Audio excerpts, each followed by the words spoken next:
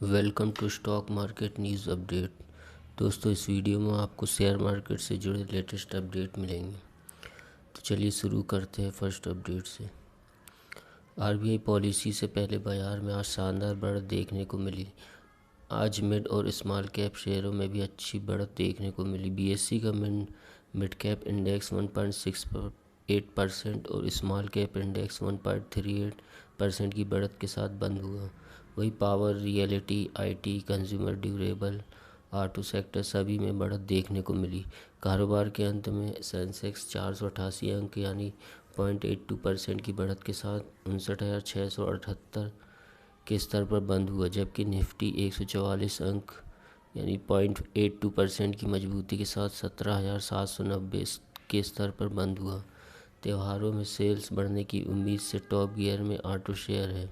Tata Motors 12% से ज़्यादा उछलकर 3.5 साल के शिखर पर पहुंच गया। मारुति और अशोक लीलैंड के शेयरों में 4% से 6% की उछाल देखने को मिली।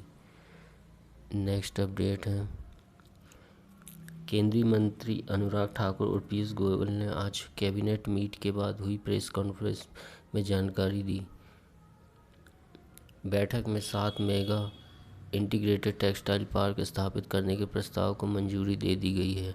इससे रोजगार सृजित करने और टेक्सटाइल सेक्टर में निवेश आकर्षित करने में सहायता मिलेगी।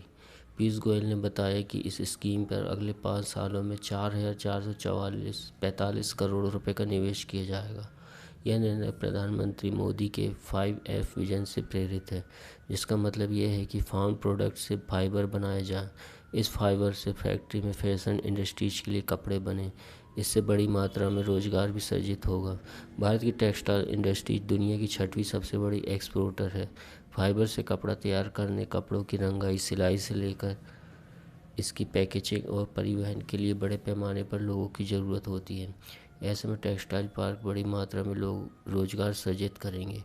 इसके अलावा आज कैबिनेट ने नॉन गजेटेड रेलवे कर्मचारियों के लिए 78 दिनों के वेतन के बराबर बोनस देने के प्रस्ताव को भी मंजूरी दे दी है।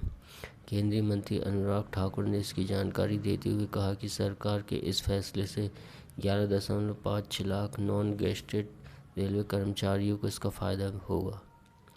नेक्स्ट अपडेट है, देश के सबसे अमीर लोगों में रिलायंस के चेयरमैन मुकेश अंबानी फिर पहले स्थान पर रहे। फोर्ब्स की सूची में मुकेश अंबानी साल 2008 से लगातार नंबर 1 पर कायम है। इनकी संपत्ति करीब $93 बिलियन आकी गई है। मुकेश अंबानी हाल ही में अपने रिलायंस इंडस्ट्रीज द्वारा $10 बिलियन के निवेश के साथ अक्षय ऊर्जा में आधार बनने की योजना तैयारी की है। संपत्ति के अनुसार अमीर व्यक्तियों की टॉप 10 लिस्ट में गौतम अडानी, शिव नाडार, राधाकृष्ण दवानी, लक्ष्मी मित्तल और उदय कोटक भी शामिल हैं। कोविड-19 की घातक दूसरी लहर से भारत की रिकवरी ने दुनिया की 6ठी सबसे बड़ी अर्थव्यवस्था में निवेशकों का विश्वास बहाल कर दिया है। नई ऊंचाइयों को छूते हुए बेंचमार्क सेंसेक्स एक साल पहले के मुकाबले 52% बढ़ गया। इसके परिणाम स्वरूप देश के 100 सबसे अमीर इतना अमीर हो गए जितने वे कभी अमीर नहीं थे। पिछले 12 महीनों में 50% बढ़त के साथ $257 बिलियन की कमाई जोड़ने के बाद उनकी संपत्ति सामयिक रूप से $775 बिलियन के रिकॉर्ड पर मूल्य पर पहुंच गई। फोर्ब्स द्वारा साल 2021 के लिए जारी की गई देश के सबसे अमीर व्यक्ति की सूची में टॉप पर मुकेश अंबानी के बाद दूसरे नंबर पर गौतम अडानी है, जिनकी संपत्ति $92.7 बिलियन आकी गई है।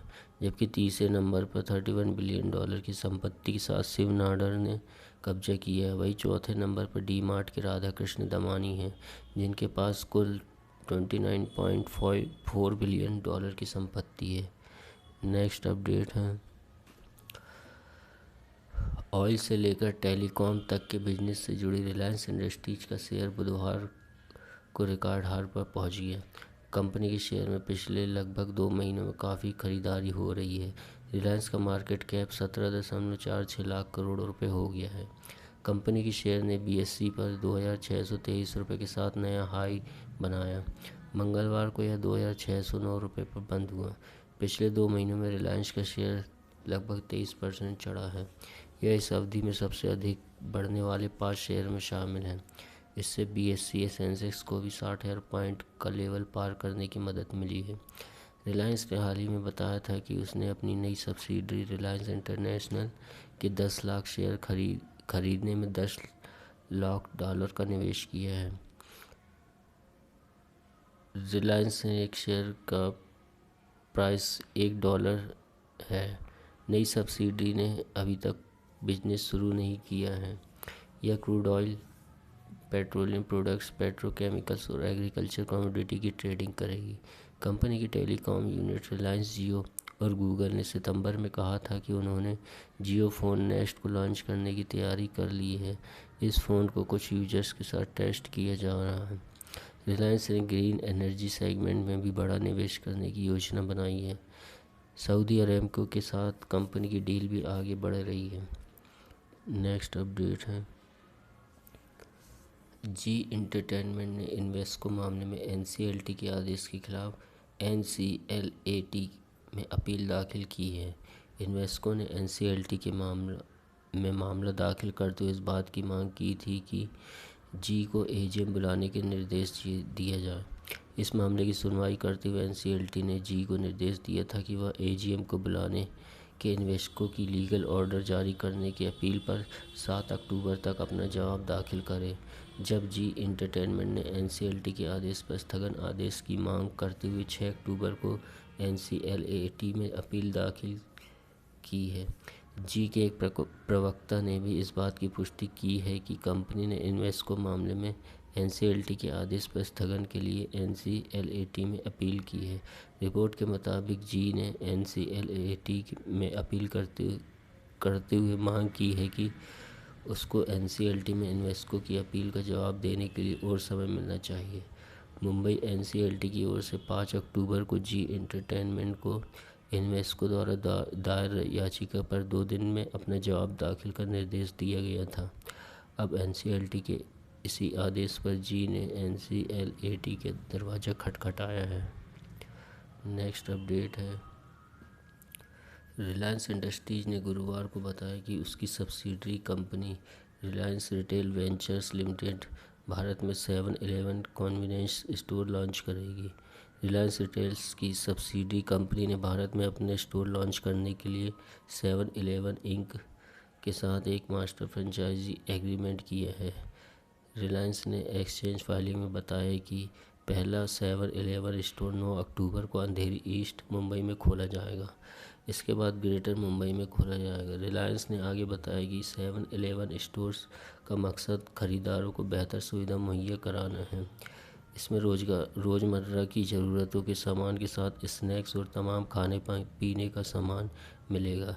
रिलायंस की रिटेल ने कहा कि SEI भारत में अपने सबसे अलग 7-Eleven सुविधा रिटेल कारोबारी मॉडल को लागू करने और जगह स्थापित करने RRVL का सपोर्ट करेगी। फ्यूचर रिटेल ने साल 2019 में भारत में स्टोर खोलने और उसका संचालन करने के लिए 7-Eleven के साथ एक मास्टर फ्रेंचाइजी एग्रीमेंट किया था। इसके बाद इसने साल 2020 की शुरुआत में भारत में अपना पहला स्टोर खोलने का प्रस्ताव दिया था, लेकिन एक भी स्टोर अब तक नहीं खोला है।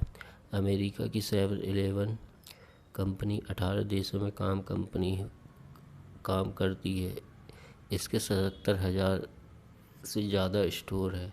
इसमें खाने पीने का सामान, रोज़मर्रा के उपयोग में आने वाले सामान मुहैया कराए जाते हैं। नेक्स्ट अपडेट है,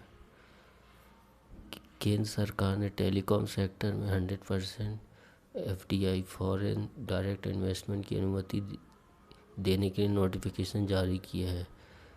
इससे पहले सरकार ने टेलीकॉम सेक्टर के लिए अपने कॉम्प्रिहेंसिव पैकेज के हिस्से के तौर पर 100% FDI की घोषणा की थी। कर्ज के बोझ से दबे टेलीकॉम सेक्टर को राहत देने के लिए सरकार की ओर से उपाय किए गए हैं। इसमें एडजस्ट ग्रॉस रेवेन्यू AGR से जुड़ी बकाया रकम का कैलकुलेशन, बकाया रकम पर 4 वर्ष का मोरेटोरियम और मोरेटोरियम की अवधि समाप्त होने के बाद सरकार के लिए बकाया को इक्विटी में कन्वर्ट करने का विकल्प शामिल है।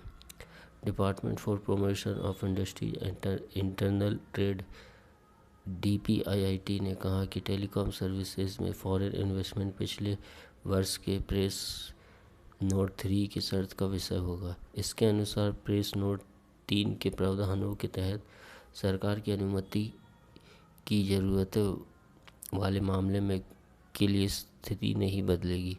प्रेस नोट 3 में कहा गया है कि भारत के साथ बॉर्डर रखने वाले किसी देश की एंटिटी या भारत में इन्वेस्टमेंट का फ़ायदा लेने वाले मालिक अगर ऐसे किसी देश से है या नागरिक है तो केवल सरकारी अनुमति से ही इन्वेस्टमेंट किया जा सकता है।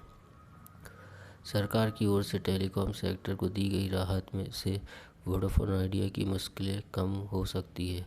यह कंपनी पिछले कुछ वर्षों से घाटे में है और इसे कर्ज चुकाने में भी परेशानी हो रही है। नेक्स्ट अपडेट है, रिलायंस जियो और भारती एयरटेल जैसी कंपनियों के तिमाही राजस्व में चालू वित्त की दूसरी तिमाही में स्थिर मार्जिन के साथ 5 से 7% की वृद्धि हो सकती है। जेफरीज ने यह अनुमान लगाया है। जेफरीज ने कहा कि एयरटेल की वृद्धि सितंबर में समाप्त दूसरी तिमाही में अलग अलग सेगमेंट में शुल्क बढ़ोतरी की वजह से होगी। वहीं जियो की वृद्धि में उपभोक्ताओं की संख्या में निरंतर बढ़ोतरी का मुख्य योगदान रहेगा। जेफरीज के नोट में कहा गया है कि सरकार के हालिया कदमों से वोडाफोन आइडिया के बाज़ार में टिके रहने की संभावना है, लेकिन इससे कंपनी की बाज़ार हिस्सेदारी का एयरटेल और जियो को स्थानांतरण रुक नहीं पाएगा। जेफरीज ने अनुमान लगाया है कि चालू वित्त वर्ष की दूसरी तिमाही में तिमाही दर तिमाही आधार पर जियो और एयरटेल के राजस्व में 5 से 7% की वृद्धि होगी। नेक्स्ट है, टाटा स्टील का एकीकृत इस्पात उत्पादन चालू वित्त वर्ष की जुलाई से सितंबर तिमाही में 7% बढ़कर 77.8 लाख टन पर पहुंच गया। इससे पिछले साल की समान तिमाही में कंपनी का उत्पादन 72.5 लाख टन रहा था।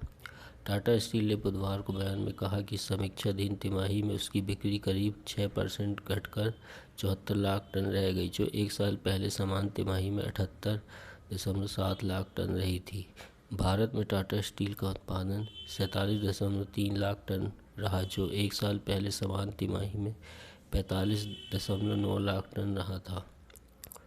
तिमाही के दौरान घरेलू बाजार में कंपनी की बिक्री 46.4 लाख टन रही, जो इससे पिछले वित्त वर्ष की समान तिमाही में 50.5 लाख टन रही थी।